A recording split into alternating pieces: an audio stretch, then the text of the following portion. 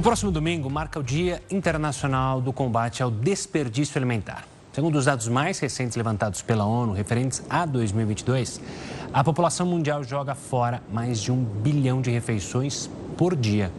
Ao término daquele ano, o total de resíduos alimentares gerados passaram de 1 bilhão de toneladas. Isso equivale a 132 quilos para cada pessoa viva. 60% desse desperdício ocorreu no âmbito doméstico. 28% em serviços de alimentação, como restaurantes, e 12% no varejo. Esse cenário agrava o problema da insegurança alimentar, que afeta 1/3 da humanidade. Ainda de acordo com os dados das Nações Unidas, o desperdício de alimentos traz um prejuízo de aproximadamente US$ 1 trilhão à economia global, além de ser responsável por uma fatia de 8 a 10% das emissões de gases do efeito estufa. E para falar mais, portanto, sobre o Dia Internacional do Combate ao Desperdício Alimentar, nós recebemos a Luciana Chinalha Quintão, que é fundadora da ONG Banco de Alimentos. Olá, Luciana, uma boa noite e seja muito bem-vinda ao Jornal da Record News. Boa noite, Renata. Boa noite, Gustavo. Luciana, eu queria que você começasse explicando para a gente de que forma essas perdas acontecem ao longo da cadeia alimentar. A gente sabe que existem problemas estruturais de logística que vêm do campo até a nossa mesa. Quais são essas dificuldades, primeiro, e por que elas acontecem? Elas acontecem devido a vários fatores, né? Basicamente, o produtor, na hora da colheita, ele acaba perdendo muitos alimentos. Na hora do transporte também, nossas estradas são muito ruins, né? Então, a gente acaba perdendo realmente alimentos em toda a cadeia. E o desperdício que a gente está falando se dá mais no final da cadeia, né? Que é o desperdício do varejo, dos consumidores, dos restaurantes. E a gente hoje chama de perdas o desperdício do começo da cadeia, né? Até praticamente o final. Então, a gente realmente desperdiça muita comida, isso é insustentável. A gente tem que 733 milhões de pessoas passaram fome em 2023. Quando a gente fala que passa fome, né, é aquela insegurança alimentar grave.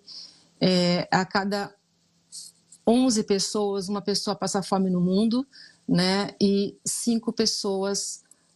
a cada 5 pessoas, uma passa fome na África. Então, é uma situação realmente insustentável. Né? É um desastre moral, um desastre ético. Luciana, pegando esse gancho, como você bem mencionou, a fome está escancarada na cara de todo mundo quando você circula em algumas regiões e vê pessoas passando fome, pedindo auxílio. Mas muitas vezes parece que o desperdício, as pessoas, a sociedade olha para aquilo como, isso é questão, joga a culpa ou no governo ou nas empresas que fazem essa locomoção e não olham para esse número que é assustador. 60% do desperdício acontece no âmbito doméstico. É difícil fazer essa ponte para as pessoas em casa entenderem que elas também fazem parte do problema e que não é culpa só de governo e só de empresas? Eu acho que sim, eu acho que é a responsabilidade de todos e cada um tem que tomar para si a sua responsabilidade, né? As pessoas nas suas casas, elas têm responsabilidade, inclusive, de cobrar do governo mudanças estruturais que façam com que isso não ocorra mais, né? Por exemplo, só em 2020 nós tivemos a Lei 14.016, uma lei em âmbito federal, que exime o doador de alimentos de boa-fé de algum tipo de consequência civil ou criminal, né? A grande maioria das pessoas ainda pensam que não se pode doar alimentos. Sempre pôde se doar alimentos, porque não tinha uma lei que proteger os doadores de boa-fé. Agora existe. E mesmo assim as empresas e as pessoas ainda acreditam que não se pode doar alimentos, né? Então, assim, a gente precisa comunicar muito essa questão para toda a sociedade, para os empresários, para o governo. Existem políticos que acham que não existe fome no Brasil ainda, para as donas de casa, para os donos de restaurante, porque, assim, realmente é inviável, né? A cada 1 quilo de alimento jogado no lixo vai gerar 400 gramas de gases de efeito estufa. O metano, que é 25 vezes pior do que o dióxido de carbono, né? Então, o desperdício, além de ser um ultraje humano, né? Enfim, uma violência, ainda está acabando com o nosso meio ambiente. Então, assim, os gases de efeito estufa que provêm da questão dos alimentos é 5 vezes maior do que o setor de aviação, por exemplo. Então, realmente é insustentável, porque vai criar mais fome, mais inflação, mais êxodo. O agronegócio agora está sentindo muito essa questão, vai sentir no bolso, né? A gente precisa pensar melhor, né? Em que mundo a gente quer viver, como a gente quer viver, como a gente quer se relacionar com a sociedade e como a gente se relaciona com a própria natureza, porque está tudo interconectado.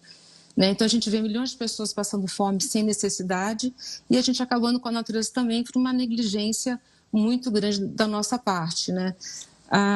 As donas de casa, né, as pessoas, respondendo a você, Gustavo, podem procurar doar os seus excedentes, né, para seres humanos ou para animais. É claro que elas podem ter alguma dificuldade em relação a isso, mas tem ONGs que fazem, elas podem procurar essas ONGs e aprender como fazer, né?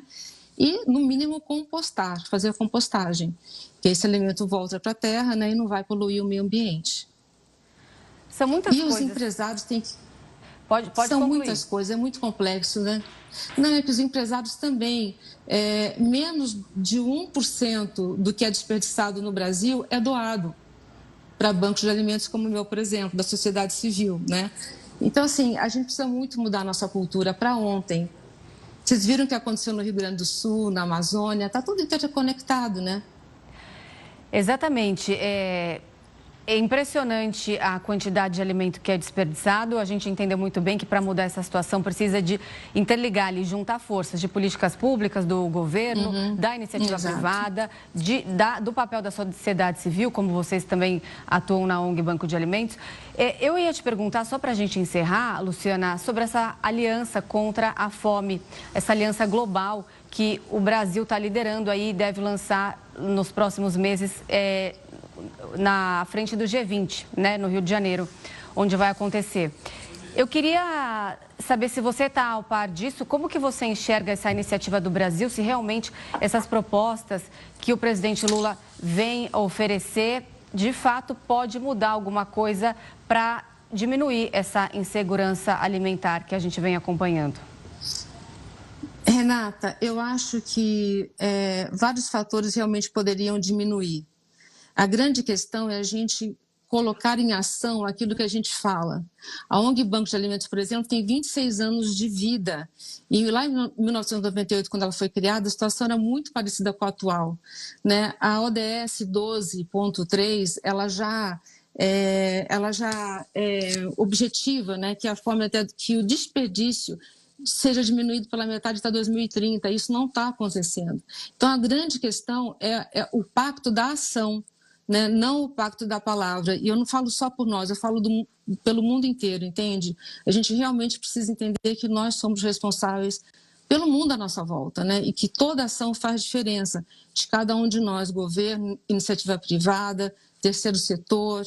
É muito importante que as escolas falem sobre isso, né? Na própria educação das crianças e adolescentes, né? Parece que esse ano caiu bastante essa questão no vestibular, graças a Deus. Mas é isso, a gente precisa fazer e não só falar, né? É isso que vai fazer a grande diferença. Tá certo, Luciana, muito obrigada pela sua participação aqui no Jornal da Record News, debatendo um tema tão importante. Uma boa noite, até a próxima. Boa noite, obrigada. Tchau, tchau.